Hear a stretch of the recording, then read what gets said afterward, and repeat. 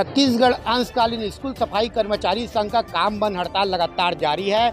हम बताना चाहते हैं कि 16 जुलाई को उन्होंने बिलासपुर से लेकर रायपुर तक एक पदयात्रा से इस हड़ताल बंद और साथ ही प्रदर्शन की शुरुआत किया गया था, जिसमें कुछ दिन पूर्व में ही हजारों की संख्या में तकरीबन 25,000 की संख्या में सफाई कर्मचारी धरने स्थल तुता में एक उग्र प्रदर्शन किया और साथ ही अनिश्चितकालीन हड़ताल के लिए बैठे हुए हैं।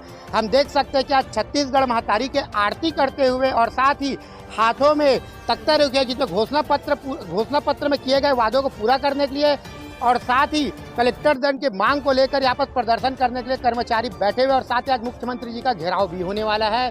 हमारे साथ सीधा जुड़ेंगे अंशकालीन स्कूल सफाई कर्मचारी के प्रदेश अध्यक्ष संतोष खांडेकर जी। क्या कहना है उनका, क्या कहेंगे सर? इतने समय से जंगी प्रदर्शन आप लोग का चल रहा है, काम बंद हड़ताल चल रहा है और आज बहुत बड़ा घेराव होने वाला है, क्या कहेंगे इसको लेकर? जी, छत्तीसगढ़ स्कूल सफाई कर्मचारी पिछले 15-16 जून से अनिश्चितकालीन काम बंद हड़ताल पर है।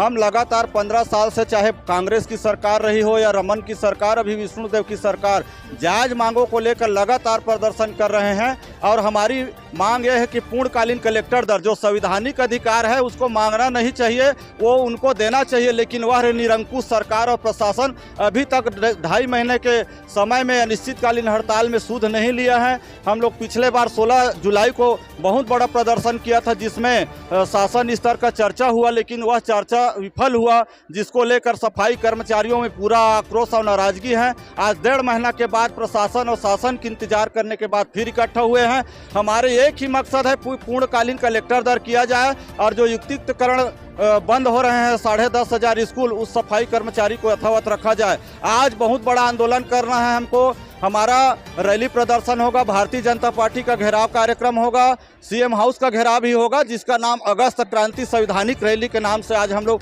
संबोधन करेंगे। और जब तक हमारी जायज मांगों को पूरा नहीं करते हैं तब तक हम यहाँ अनावत रूप से चाहे 24 घंटा हो जाए यहाँ बैठे रहेंगे, डटे रहेंगे। ये संवैधानिक न्याय यात्रा हम लोग निकाले थे, उसका भी सरकार और प्रशासन ने जवाब नहीं दिया।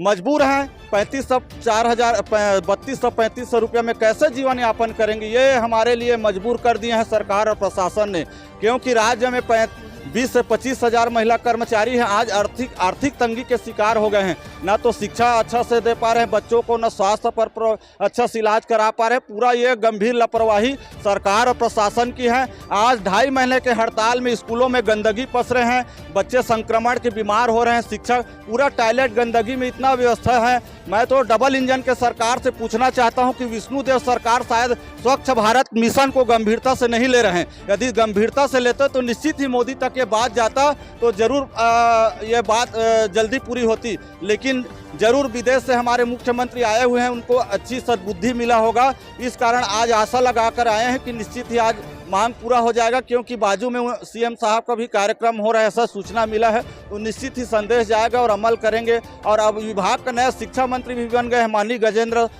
यादव जी, उनसे भी अनुरोध करता हूं कि अपनी विभाग की जो जायज मांग है, शिक्षा विभाग में लचर व्यवस्था है, साफ सफाई नहीं हो पा रहे हैं, खास करके दलित अनुसूचित जाति के लोग हैं, ये बहुत शोषित हो रहे हैं। क्योंकि डबल इंजन की सरकार ने वादा किया था कि 1 करोड़ लोगों को रोजगार दूंगा, आज तो हम बेरोजगार हो गए हैं ना, 10,500 लोग सड़क पर आ गए हैं, रोजी रोटी की समस्या उनके सामने उत्पन्न हो गई है। ये बहुत दिक्कत है। तो मैं न्यूज़ के माध्यम से कहना चाहूँगा कि सरकार तक संदेश जाए और सरकार हमारी मांग को जल्दी से सुने और एक कमेटी को तत्काल बुलाए और चर्चा करके सार्थक पहल करके हमारी जायज मांग को पूरा करें। सर, भाजपा कांग्रेस सरकार के भूपेश बघेल के सरकार में उस समय जब विपक्ष में भाजपा था तो आप लोग के प्रदर्शन को समर्थन करने के लिए पहुंचे हुए थे।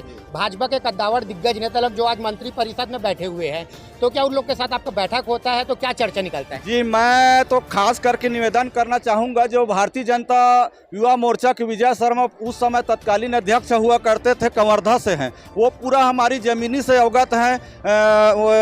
हमारे जो उप मुख्यमंत्री अरुण साव जी, ओपी चौधरी साहब तो हमारे मंच में आकर बोलते थे, विपक्ष के नेता थे, तो आपकी मांग को 100 दिन में पूरा करेंगे। मैं पूछना चाहता हूं, इतने नेता मंत्री अधिकारी जानबूझ करके हमारी मांग को अनभिज्ञ कर रहे हैं, ये अनदेखा कर रहे हैं।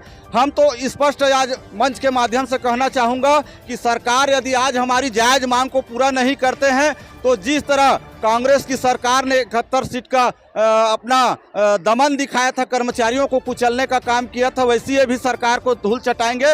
लगभग 2 साल तो होने वाले हैं, 3 साल के में सरकार को बदलने के लिए हम लोग पूरा जन आंदोलन खड़ा करेंगे। गांव-गांव में प्रदर्शन होगा, हर विधानसभा में। चूंकि सफाई कर्मचारी की अहम भूमिका रहती है सरकार बनाने और बिगड़ने में।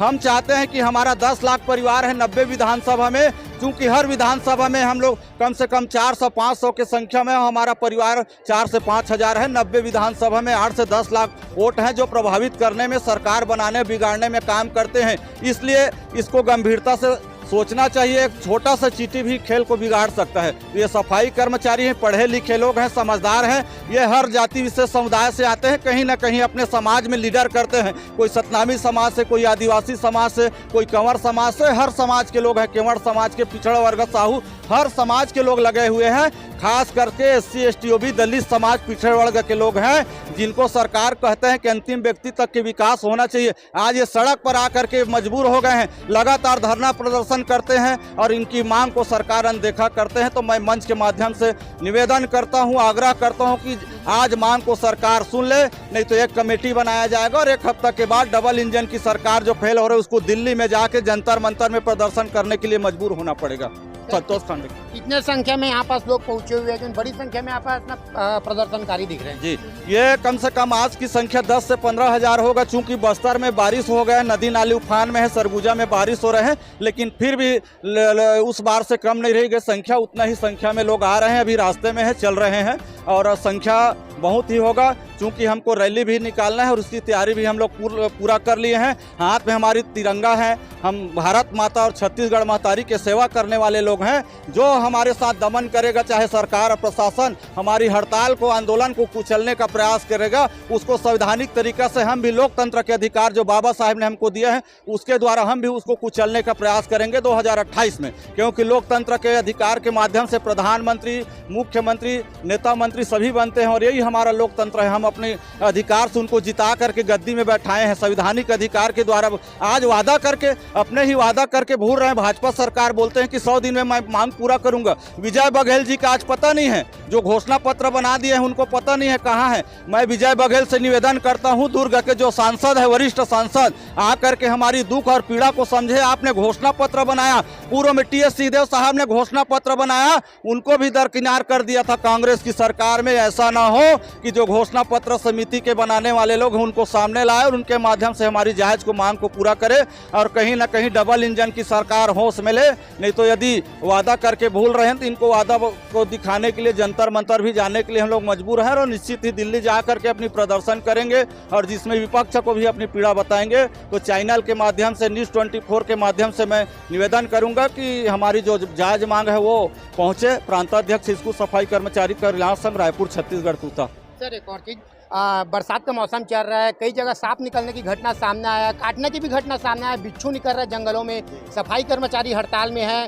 तो ये जो जान माल की हानि हो रहा है, कहीं ना कहीं प्रदर्शन से ही हो रहा है, तो इसकी जवाबदार कौन व्यक्ति रहेगा? जी, ये कहीं ना कहीं स्कूलों में मैं बता रहा हूँ ना, पूरा भी संक्रमण, बीमारी फैला है, बिच्छू निकल रहा है, करंट से प्रवाहित हो रहा है। मेरे सूरजकुल में एक नौनिहाल बच्ची का स्पॉट में मौत हो गई है। इसकी जिम्मेदारी सरकार और प्रशासन है। पता नहीं क्यों गंभीरता से नहीं ले रहे हैं। अभी माननीय मोदी जी का स्वच्छ भारत मिशन के तहत जन्मदिन मनाया जाएगा, लाखों करोड़ों रुपया का होर्डिंग फ्लेक्स लगाए जाएंगे और नेता मंत्री झाड़ू लगा रहे हैं, लगाते हुए दिखे जाएंगे। मैं चाहता हूं कि 10 मिनट का फोटो खिंचवा देने से कोई स्वच्छ भारत अभियान नहीं चल सकता। हम जमीन में 15 साल से स्वच्छ भारत मिशन को गंभीरता से साफ सफाई कर रहे हैं। चूंकि आज मेरा 50 साल की उम्र है, मैं लगा था स्कूल में तो 35 साल का मेरा उम्र था। आज हमारे साथ रोजी रोटी की समस्या हो गए हैं। अधिकांश लोग बुजुर्ग हो गए हैं जिनके सामने रोजी रोटी की, नौकरी की चिंता सता रहे हैं।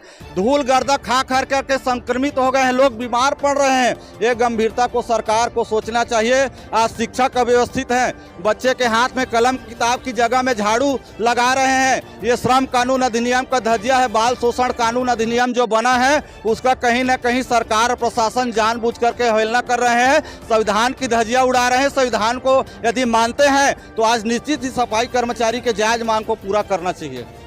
ये हम सीधा जुड़े थे प्रदेश अध्यक्ष संतोष खांडेकर जी से, जिन्होंने साफ तौर पर बताया कि स्कूल सफाई कर्मचारी का प्रदर्शन लगातार काफ़ी दिनों से चल रहा है और साथ ही उन्होंने बताया कि सरकार उनको मांगों की ओर विशेष ध्यान नहीं दिया जा रहा है और आने वाले समय में और एक बहुत बड़े प्रदर्शन की आगाज कर चुके हैं। देखना यह कि आने वाले समय में जहाँ विष्णुदेव साय की सरकार इसकी ओर क्या फैसला लेता है। बने रहिए न्यूज़ CG 24।